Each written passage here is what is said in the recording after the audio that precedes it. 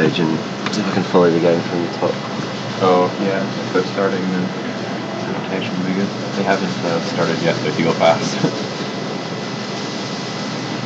Should I ask them to hold off? Hey? Should I ask them to hold off a bit?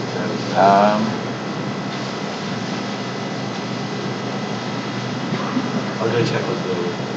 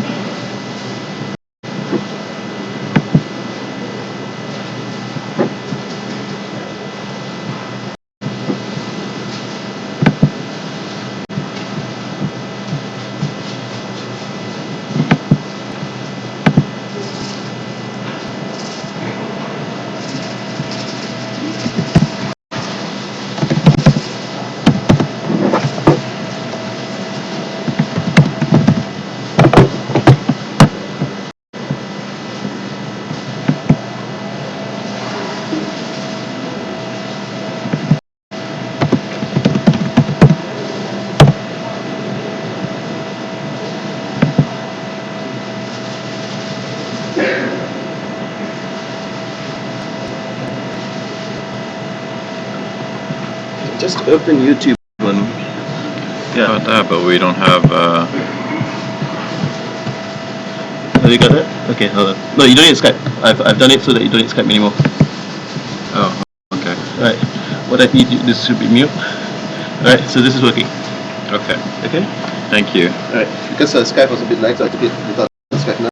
Okay. Everything works perfectly without it. Perfect, thank But you. if there is intermittent sound problems, I don't think this laptop has that problem, but just make sure the connection's okay. Okay, thank you. And we're on? You're... Okay, so you've all heard that if you're listening there, sorry. Welcome back to day 3, or welcome to day 3 I should say, at the 2016 Causeway Challenge here in Johor Bahru.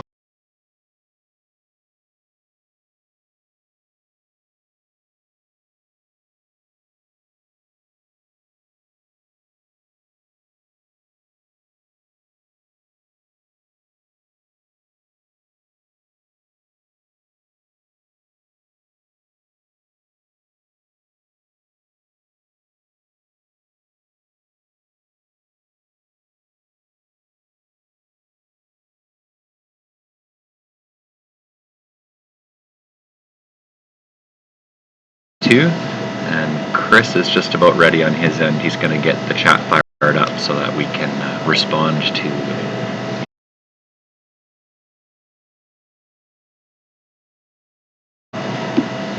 Yeah, good morning, Jesse, and hello to everyone watching.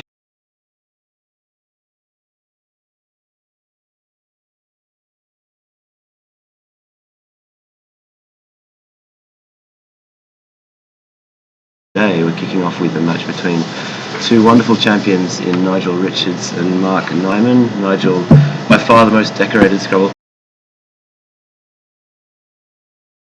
runner-up performance in this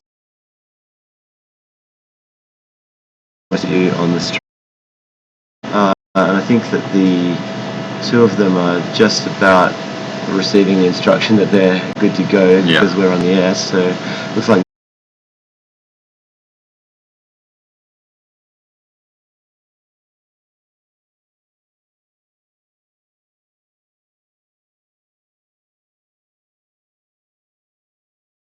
he's had to play him 5 times, no less. An impressive 5. He's still up 3 games to 2. Yeah. And once by Mark in the last game yesterday, where Mark took a nice lead and Nigel wasn't quite able to peg it.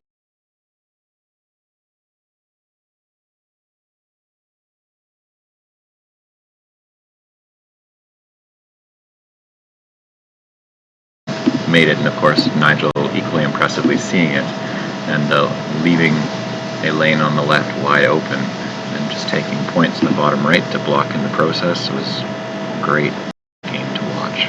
Yeah, had the score been a little closer, that would have been one of the plays, one of the fish that Jesse Day made. If anyone's watching this stream and hasn't seen that game, go and click back to it. Although which round it was escapes me. Yes. You'll have to watch all 5 of their games to find it. No, in fact, I think it was their 5th one.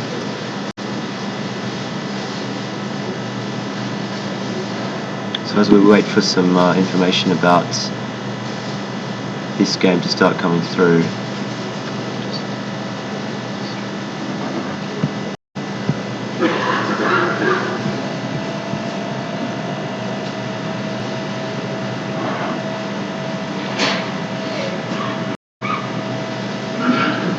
we will give you some info on the current standings of the tournament overnight. If you haven't had a look at them already, you can find the full standings at causewaychallenge.com. And after 19 games, only these two players have 14 wins. Nigel has a clear spread lead over Mark of about 600 points. They're followed by Cholapat of Thailand, who has 13 wins, and Dave Wiegand of the United States, who's on 12.5. So those are the clear top four. After that, it's a little more bunched. We have 3 players on 12 wins. They include Joanne Craig of Australia New Zealand, who's had a great day to come up to 12 overnight. Jesse Day still hanging around the leaders group despite his 5 matches with Nigel. Impressive record for him over the first 2 days. And Thatcher of Thailand, who's on 12 as well. And so, wow, it's a cracking start from Nigel. Pulling a blank straight out of the bag, opening up with Prenzy for a cool 100 or so points. Not bad. And, well, it doesn't take an S or anything else. It's one of those ones that you look at first glance and you think it should, but it does not. So a totally safe placement there from Nigel, no risk of high scoring calculated hook. And he's pulled the second blank out of the bag as well, so what a start. Oof. Mark has a handy looking rack, but unfortunately no 7s or 8s there.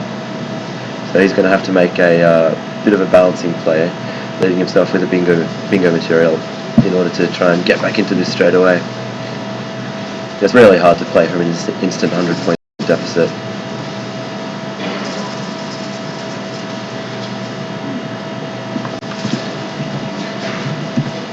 Against a sort of normal starting play from Nigel, you'd be tempted by something like Swanee, the non-bingo double-double for 40 points, but that doesn't look so great when you're 110 odd points down. You feel like you need a big score. So I wouldn't be surprised if Mark turns that down.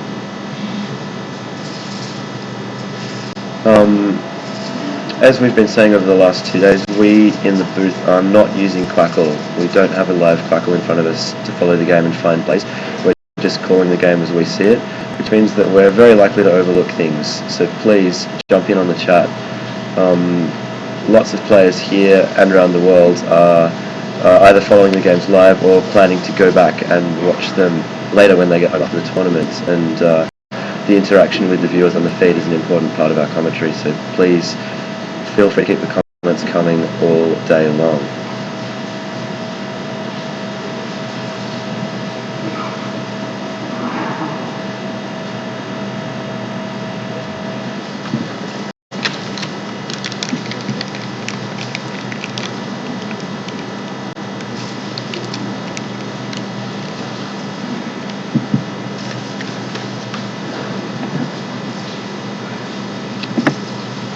Good morning to Zev Kaufman.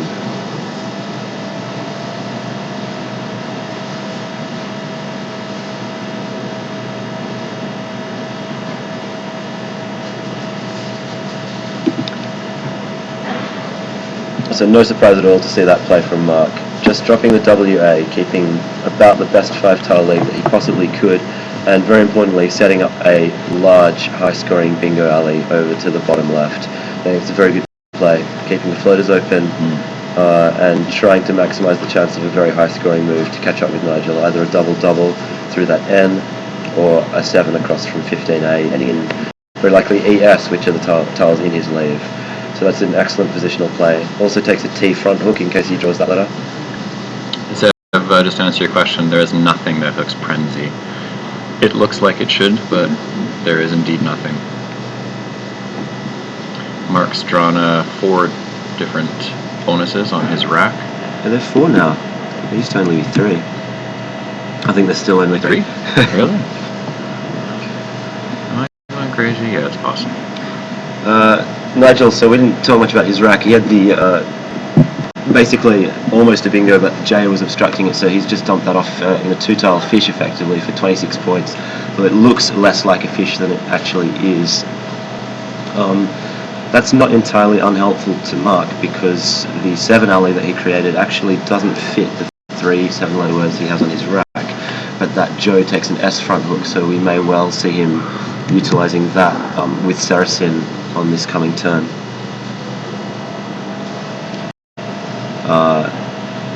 Nigel's play blocked the double-double of Incenso.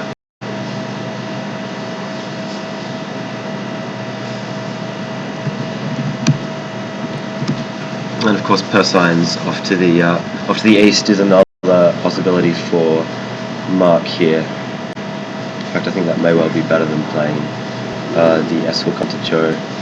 Probably scores a little bit more and leaves that open, develops the right hand side of the board and leaves that J hook open. And indeed, that's what Mark's chosen.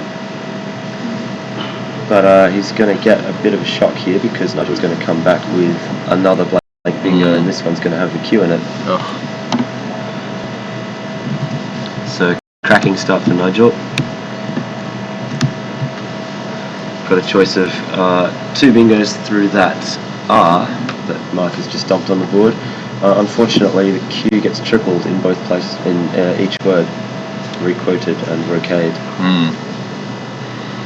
And we'll just do a quick sound check for those of you watching out there. How's our sound this morning? We have a different laptop that we've hooked up our splitter into for both of us to talk, so please let us know if the quality is better, if it's remained unchanged, or hopefully not, but if it's gotten worse.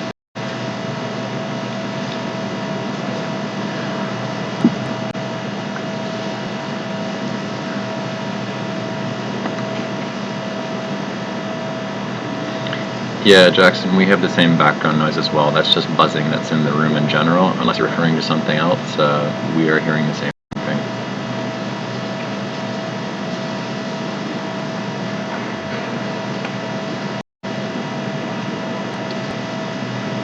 So through no fault of his own, Mark Nyman is going to be facing approximately 120-point deficit after Nigel's third move, with both blanks gone. And that's pretty unenviable against the best defender in Scrabble.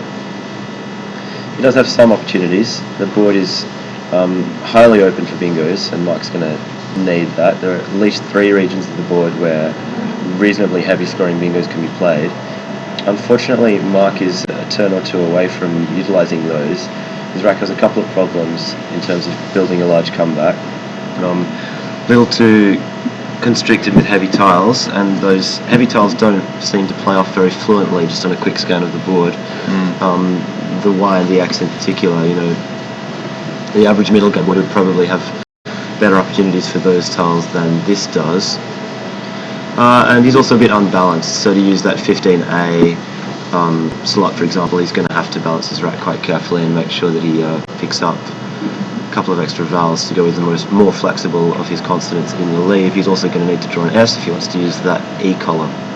Yeah, Judy, as mentioned before, the humming is in the actual room. That's not from the microphones themselves, as far as we know, so we are hearing the same thing as you. Craig, thanks for the feedback there on consistent volume. We're happy to hear that's a little bit better. Looking at Mark's rack, what jumps out to me possibly is if he really wants to plow through some tiles and leave EX, actually, he can play 90 through the I and Persines. That would do well to help him clear some things out. I wonder if he quite likes to leave that I floating if he chooses to leave NG on his rack.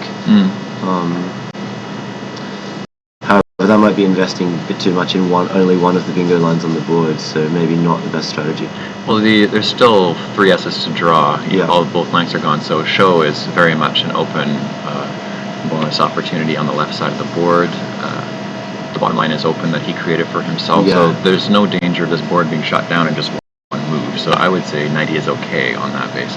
No, as a trailing player who needs a big comeback, this is about the best kind of board you could be looking at, in that almost all of the big scores on this board are going to come from bingos, and that's exactly what you want as a player with a heavy deficit. You don't want the leading player to be able to score big with 3 and 4 tile players and outrun you. And in fact, Nigel's got a pretty clunky rack there, so he's not going to be outrunning Mark for at least a couple of turns. So there's a little bit of grace. So there goes a 90. Yeah, I like it. So interesting. I'm not personally all that wild about it. I think Mark needs to be playing for a bingo, and the EX is a little high risk leave in that strategy. But having said that, I didn't come up with a better candidate play. Being able to get rid of the GY something like H is not always so bad a thing because it's an easy scoring tile. And it undoubtedly shuts down the board in terms of places where Nigel was going to go to balance his rack.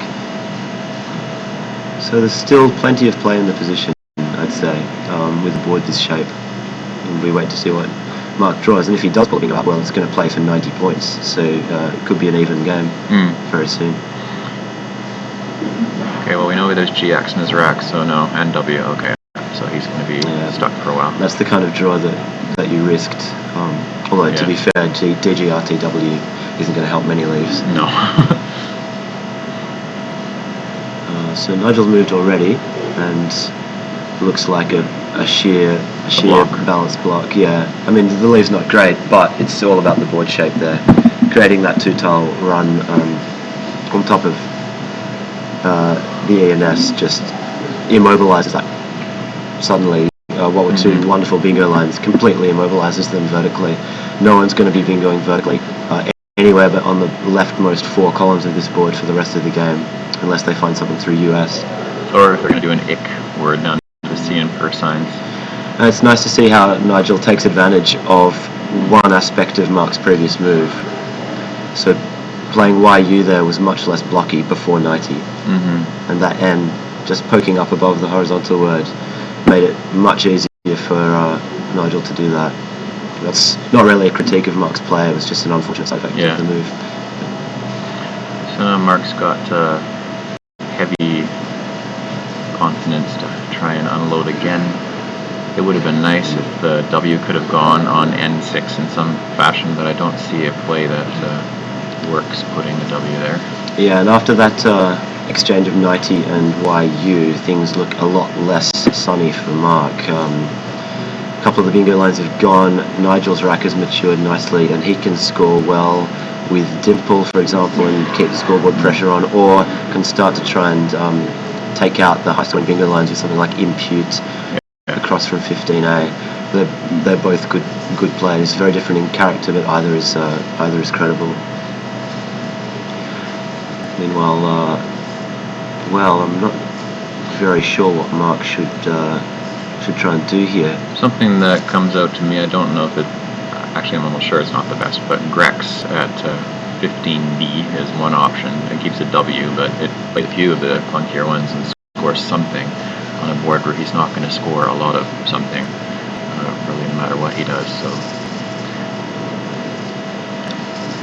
I don't think he's going to like that. He won't. I wonder about I5 Wex WEXE. It's really horrendous, but it does leave a floating E. The leave is not great, but I don't think he can have it all on this turn, to be honest.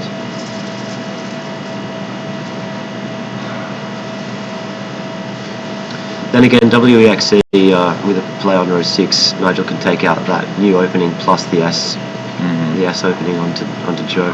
So maybe not.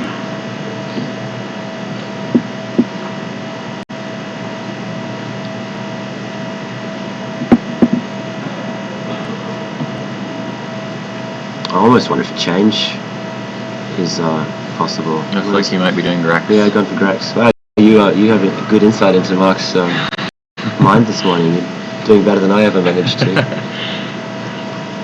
Well, I think, while it may not be the best move if we were to sim it, I think what it does have going for it is it's not so easy to remove it as a bonus line, although an obscure one, to the G. True enough, yeah. And I strongly suspect we might see something from Dimple, Dimple here from Nigel or equivalent. That's a forerunner for sure.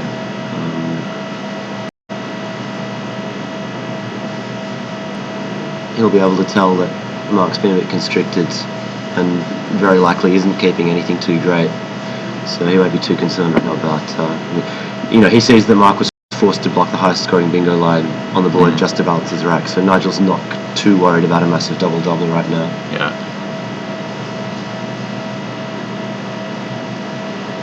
Mark's continuing to have clunkiness on his side of the board, although he does have the opportunity to play ow and y. Exactly, yeah. The next turn. He can at least score healthily with that.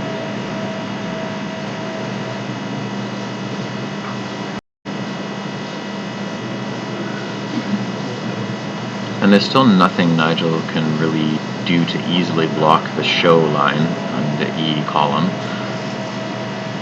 But he may not be worried too much about it as long as he can keep on scoring with something like Dimple. He's taking a bit of time on it, which is a bit scary.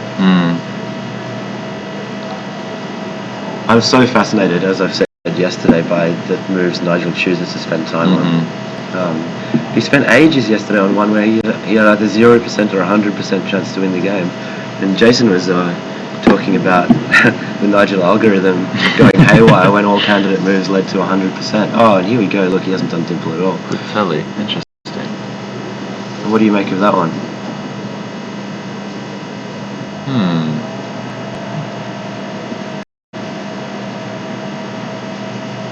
I think if I start to think a little bit about Nigel's reasoning there, after Grex, I wonder if he can infer that anything about Mark's lack or possession of S or blank. Well, there's no blanks, but I'm just wondering if would Grex be a play that you would ever make or anyone would make if you're holding an S? I'm just wondering. Or something similarly synergic, and in that sense, maybe not worried about blocking Joe. I don't know, I'm trying to think of perhaps what works better. It doesn't block the double-double line, obviously, it's still sitting there. It just kind of takes out the G and the Z as ways to bonus or score high. Maybe the Z is more the concern, perhaps, not letting that. I don't know. To me, Grex, the inference is pretty clear that Mark had a really bad rack. Yeah, so in that sense, it would make sense to not block the hook for Joe, but still, yeah, you would think Dimple would just be, hey, I'll take points. I think Jackson makes a good point there by suggesting that Nigel is working his way up towards Joe, giving himself ways to block that without drawing an S or without drawing an O or an A as well. I think that might be part of Nigel's thinking there. I don't know what the score difference was between his play and Dimple, which was the sort of standard equity play. I would say, I think at least 10, which is enough. There goes 2 actually out to get rid of one more consonant. Good play by Mark. More bingo lines. And Nigel has a chance to start shutting the board down properly with an S. And a blocking tile in the C.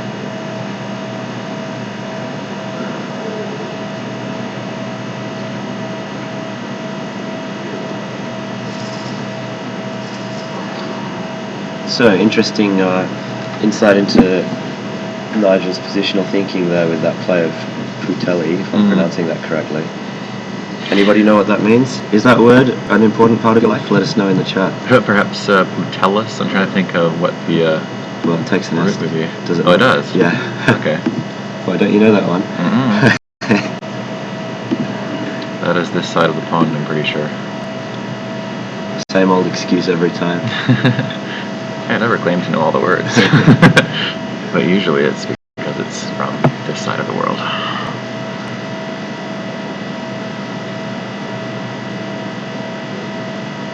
Yeah.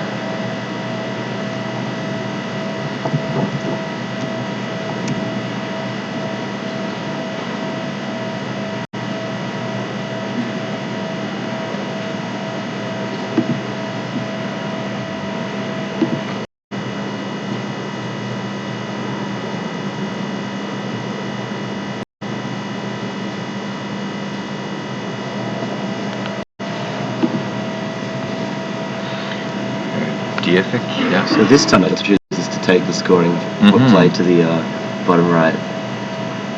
What's going on there with any other player? I'd say that's inconsistent strategy.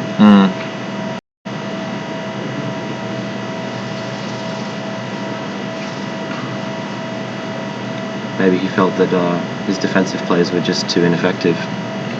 So Mark's chosen to take that out as a bonus line and just dump vodka. Yeah, well, he didn't have it anywhere that wasn't blocky. So I think that's a reasonable enough play. Man, an 80-point deficit, there's still very much play in this position for Mark, and he knows that. I think the other thing to think about is if he played vodka up on the top of the T in 2, that all but says, hi, I have an S, and then Nigel would probably just take out the line with Joe anyway, so I think he's kind of either way he's got to play. With this position of vodka, it's at least not 100% certain or obvious that he has an S, and it does leave the D in vodka open for 8, a little more obscurely the V in vodka for IVE words or something similar, but yeah, I think this is long-term a little bit better for him. So putilly does not come up in my Oxford English Dictionary online. It's not really a word at all, is it? This is a definition. Flat-bottomed boat. Who knew? No. Has anyone ridden on one?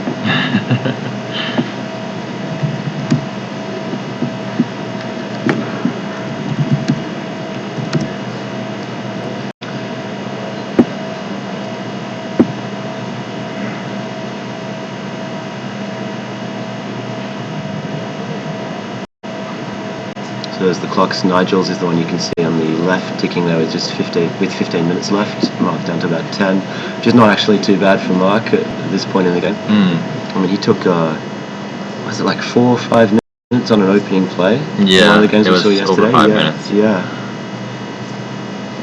Yeah, Joshua, it's a good point down from O. That would be nice to see. Nigel's actually close to Byronus, but is slightly off on that one.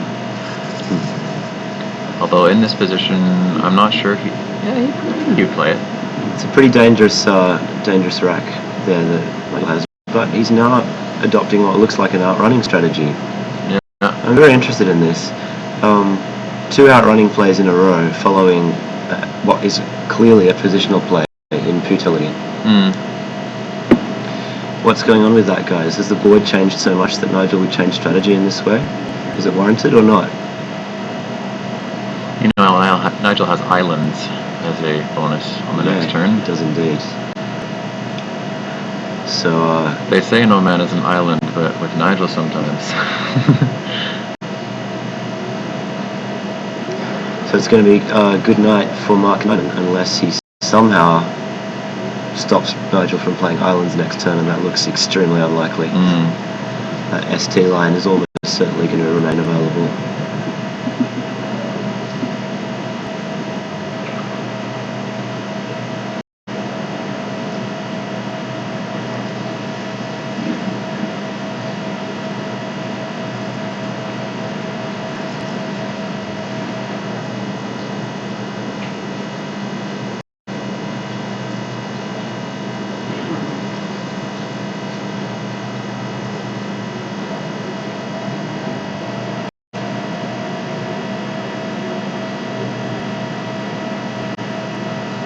One nice feature that Nigel's most recent play has is that it does kind of knock out obvious places for Mark to go to bring his rack around towards being a bingo.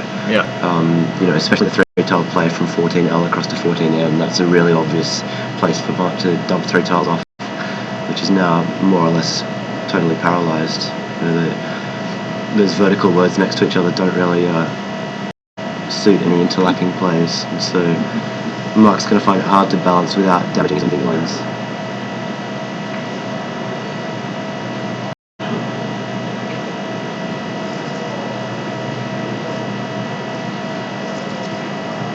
Nigel staring off into the room, not even bothering to look at the position or his rack. He's already made his mind up, I'm guessing. It's like, well, I have the bonus if I don't get it blocked, but I wonder what he would play if it's somehow blocked.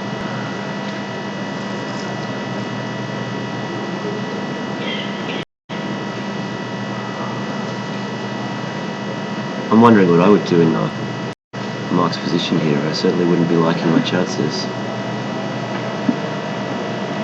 You know what Nigel's done to the board down bottom right is actually really hurting Mark on this turn.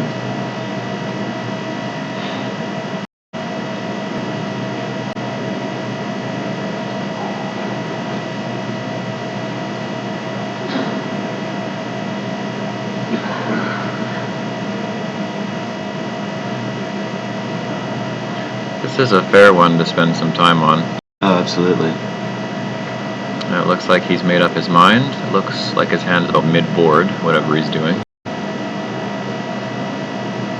Yeah. So he's opening up another line, which actually is, he's going to find out is helpful to his cause, although improbable after Nigel's next turn. Nigel now has another place for his bingo. He's scoring more points, but he may decline it. It leaves the ish and the ash and all these things. Allows for a lot of parallel comebacks, so I think he'll likely stick to his original placement.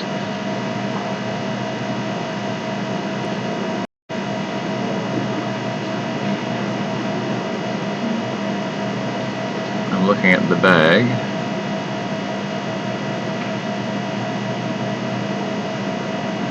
Not seeing much of anything where Mark's going to score highly for bonus play, so he'll need to basically pick 2 out of the bag. I think, well, Nigel playing a bingo here already with a 100-point lead. I think,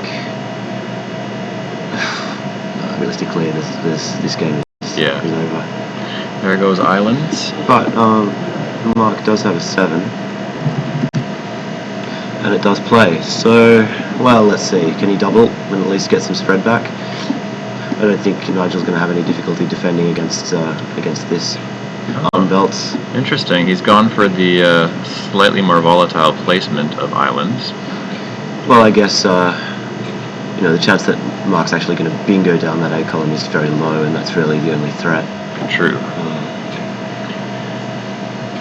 He knows that Mark would have kept pretty low scoring tiles and on that turn, so he's not worried about him scoring more than about 40 or 50 max there, if even that. So there's unbelts in the spot over on the right side of the board with ST. There's also sunbelts to the S and Islands that's recently been put there. So yeah, I think unbelts across to the ST is what I would do.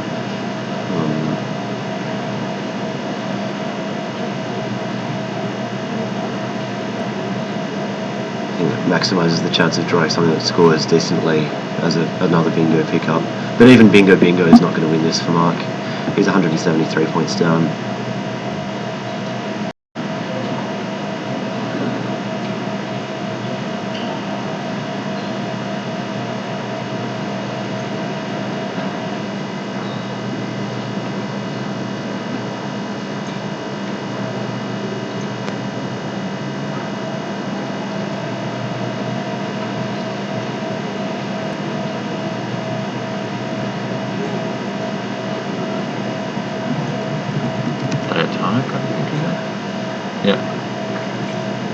Yeah, diatomic. Nice. Fine. Wow.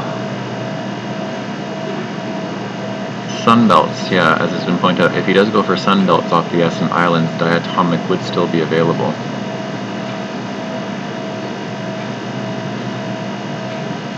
And look at that, he's going to go with sunbelts. I think I'm the only one that doesn't like that placement.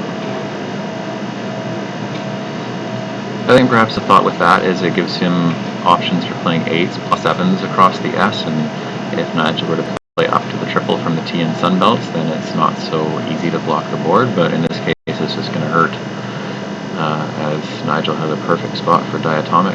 I guess I like the D column, keeping the D column available. To each their own. Diatomic, that's absolutely brutal, isn't it? I wonder if there are any high-scoring triple-triples that Nigel's worried about. No, it's not impossible. Diatomic appears to not empty the bag, so it should be pretty safe.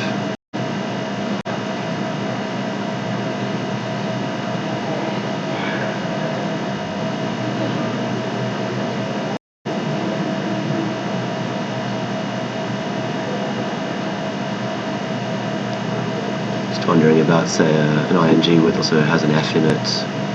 Could score pretty heavily.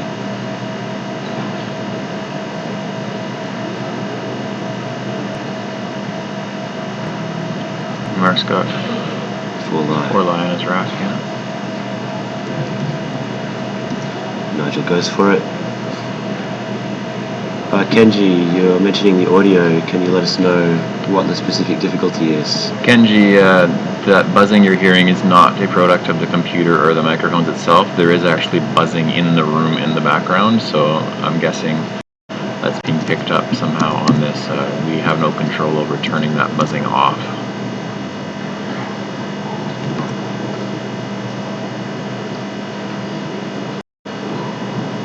So it's 4 lie for Mark Nyman with only 3 in the bag and absolutely no chance of a win. The only 8 is 4 lies, and there's no way to play that. So unfortunately for him, he's looking at a very heavy loss here. And it's not great for the tournament either. Nigel already had a very large spread lead over Mark, and that's going to wildly increase by nearly 400 points. So almost 1,000 spread plus a game that Nigel has over Mark after this game. It was already a game back from Nigel to third place, from Mark, sorry, to third place. So Nigel pulling ahead of the field. I'll ask our producer after the game as well, Kenji, to see if he can look at that. Perhaps he can turn the sensitivity of the mics down a little bit so it doesn't pick up the background buzzing, but yeah, we are hearing buzzing in our ears in the rafters in this room. I don't remember the last couple of days. No.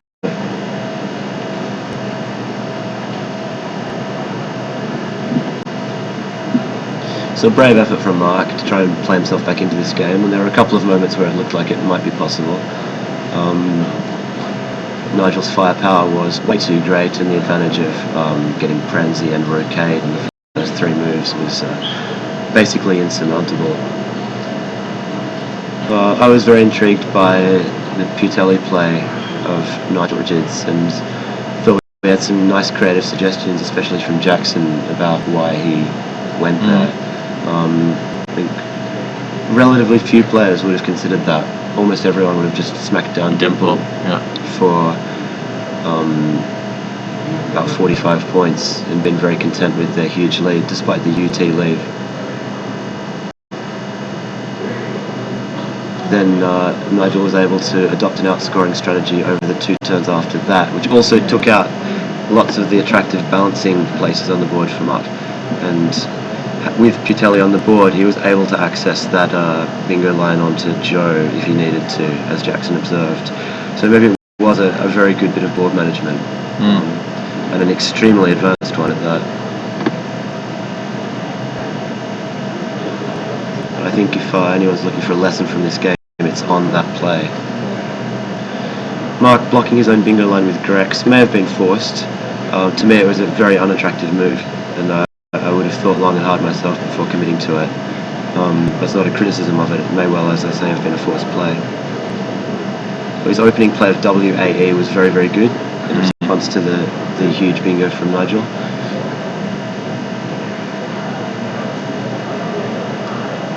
And, vodka and hobo, they're moves you make with gritted teeth. But can't really say anything against either of them. Mark's less than a minute in his time now, Nigel 12 and a half, and why not? Yeah, well. Even I could get those bingos that Nigel cut. Well, I probably would have missed Thomas.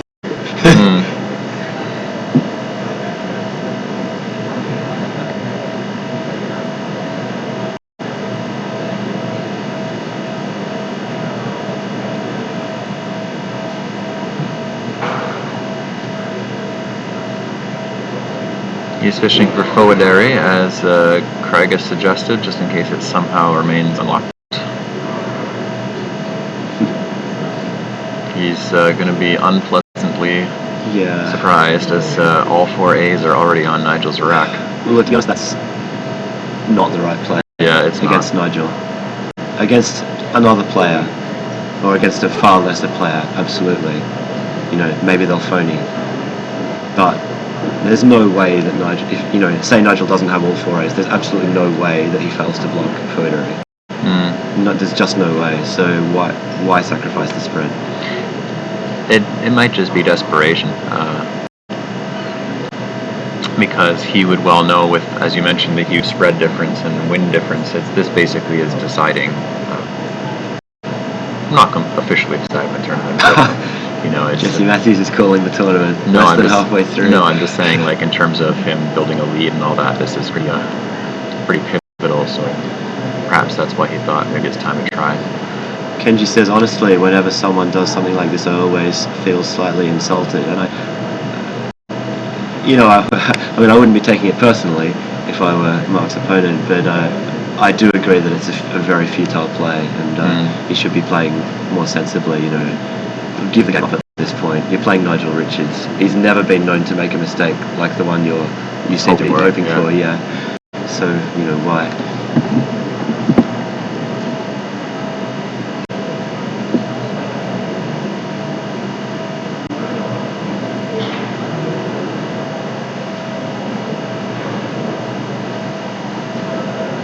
Guys, the reason that we're reading out your comments before responding is that we've been asked to by people who are watching the videos later when they don't have access to the chat. Yeah. So if we're going to respond to your comments today, we'll be reading them out first for the benefit of people watching the game later on. Yeah, and hopefully we aren't lagging too far behind with sound. So I'm just going to say the word Nyman. Can you type that, please, so I can see how far off we are with our sound?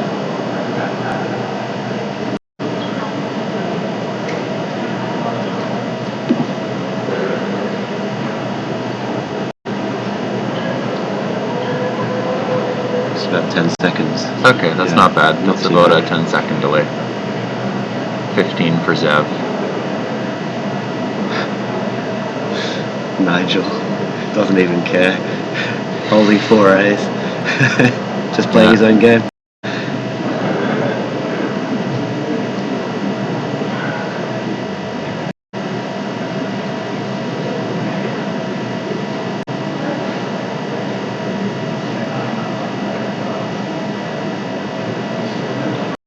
And this time, Mark, with almost no time left, just goes for the high turnover play.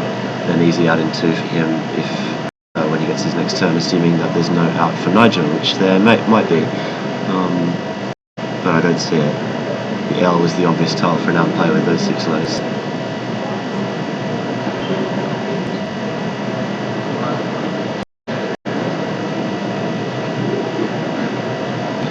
So, thanks for watching this one, guys.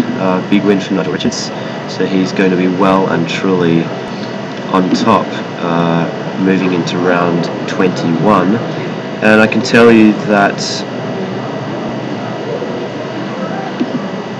or can I tell you anything about the next pairing? I don't think it's up online, so I'm just going to run out of the tournament room and see if it is up on the notice board, and then I'll be able to tell you what our next feature game will be. I suspect that it will be Nigel versus Cholapat, but I'll confirm that shortly.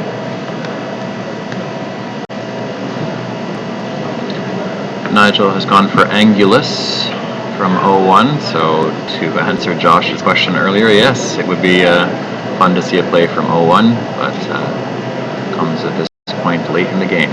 So Mark goes out with Hom, and with that, Nigel with a commanding win in this fairly important game to determine who's going to hold the lead going into